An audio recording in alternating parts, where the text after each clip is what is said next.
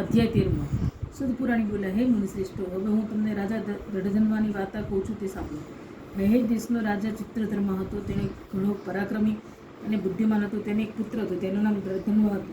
તે સર્વગુણોથી યુક્ત હતો, સત્ય વાણીવાળો, ધાર્મિક અને પવિત્ર કાર્ય કરવાવાળો હતો. તે ચારે વેદોનો જાણકાર હતો. તે એક વખત સાંભળ્યા પછી બધું યાદ કરી લેતો હતો. પોતાના ગુરુને તે શિક્ષા પ્રાપ્ત કરી ગુરુ દક્ષિણા આપી તે પોતાના ઘેર પાછો ફર્યો હતો. પોતાના પુત્રને જોઈ તે રાજ્યનો કારોબાર સંભાળી શકે તો શક્તિશાળી બને છે તેમ વિચારી રાજા ચિત્રધર્માએ પ્રભુસ્મરણમાં હવે પછીના દિવસો ગાળવા વિચાર્યું. તે પુત્રને રાજગાદી સોંપીને પુત ઋષિના આશ્રમમાં જતો રહ્યો. જે નિષ્કૃત તથા નિરાહાર રહી તપશ્ચર્યા કરવા માંડી. કેટલોક કાળ તપ કરી છેવટે તે શ્રેણીના ધામમાં ગયો.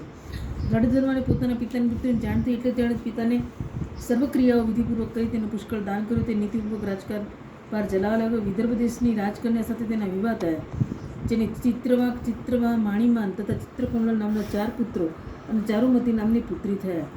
એકવાર દૃઢધર્મને વિચાર આવ્યો કે હું સર્વ પ્રકારે સુખી છું, તેનું કોઈ અગમ્ય કારણ હોવું જોઈએ. મેં તેવું તો કોઈ વ્રત, તપ, પુણ્ય કે દાન કર્યું હશે કે જેના પ્રતાપે હું આ સુખ ભોગવી રહ્યો છું.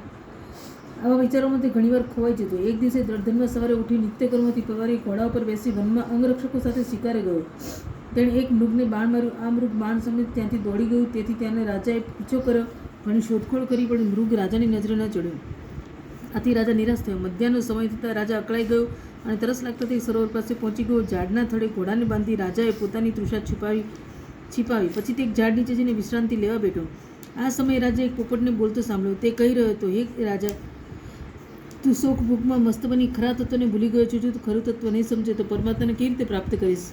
પોપટની આવી વાણી સાંભળી દૃઢધર્મ વિસ્મિત થયો. તેને લાગ્યું કે પોપટ રૂપે સુખદેવજી તો મને ઉપદેશ નથી આપી રહ્યા. તે વિચારમગ્ન હતો. ત્યાં એના અંગરક્ષકો આવી પહોંચ્યા. તેની સાથે પોતાના નગરમાં રહેવા આવ્યો.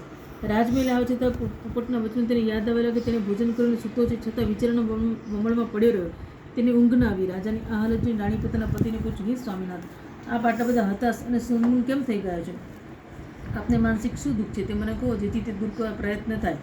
રાજાએ કોઈ પણ આગળ કંઈ પણ ખુલાસો ન કરતા. આથી રાણીએ, મંત્રી, દાસ્ય, નગરજનો રાજા અંગે ચિંતા કરવા લાગ્યા. શ્રી બૃહનારાયણ પુરાણના પુરુષોત્તમ દૃઢધન્વાનો આખ્યાન નામનું 13મું અધ્યાય સંપૂર્ણ.